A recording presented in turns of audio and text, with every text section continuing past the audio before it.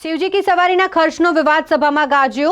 Ward number 19 councillor Alpesh लिंबाचियाए बैठक में आ मुद्दो उठाव्यो छे। हाल बजेटनी बैठक चालती होय अने तेमां शिवजी की सवारी खर्चनो जे मुद्दो छे ते अल्पेश लिंबाचियाए उठाव्यो छे अने दरखास्तनो विरोध करनारने तेमणे धर्म विरोधी पण गणाव्या। सभा में ज्यारे शिवजी की सवारी खर्च ने लईने मुद्दो चाल्यो हतो, आ दरमियान घणा बधा एवा सभा में सभ्यो हता के जेमणे आ दरखास्तनो विरोध कर्यो हतो ने आ तमामने अल्पेश लिंबाचियाए धर्म विरोधी गणाव्या छे। साथे ज कॉन्ट्राक्टरने बाकी आपवाना जे 88 लाख रूपिया छे ते पण आपी देवामां आवे अने शिवजी की सवारीना खर्चनी जे दरखास्त राखवामां आवी छे सभामां तेने मंजूर करवानी पण मांग अल्पेश लिंबाचियाए करी छे।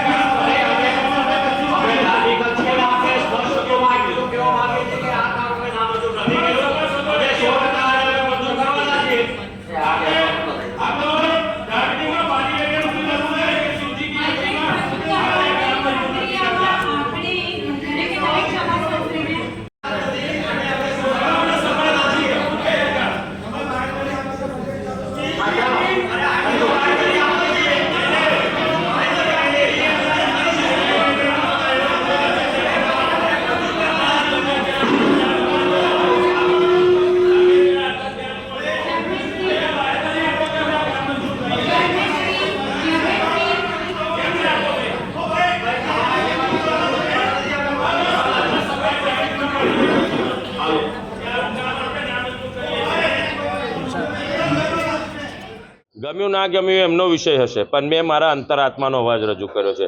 ज्यारे शिवजी की सवारी पवित्र शिवरात्रिना दिवसे वडोदरा शहर में शिवजी परिवार साथे वडोदरा शहरनी जनताने आशीर्वाद आपवा माटे आववाना छे। मुख्यमंत्री श्री ગયા વર્ષે આવીને કાર્યક્રમમાં શોભા વધારી હોય અને વડોદરા શહેરની સ્ટેન્ડિંગ કમિટીમાં આવી દરખાસ્ત મુલતવી થાય કેટલી દુઃખદ બાબત છે। યોગી સરકાર જ્યારે યુપીમાં 8,000 કરોડનો ખર્ચો કરીને કુંભ મેળાની સુંદર સફળ આયોજન કરતા હોય છે, તો માત્ર 88 લાખની દરખાસ્ત મુલતવી કરવી કેટલી હદે યોગ્ય છે। જ્યારે સત્યમ શિવમ સુંદરમ ટ્રસ્ટના પ્રણેતા આદરણીય ધારાસભ્ય શ્રી યોગેશ કાકાએ 2013 થી કોર્પોરેશનને સોંપ્યું હોય અને એમાં બી વિવાદ કરવો કેટલી હદે યોગ્ય છે।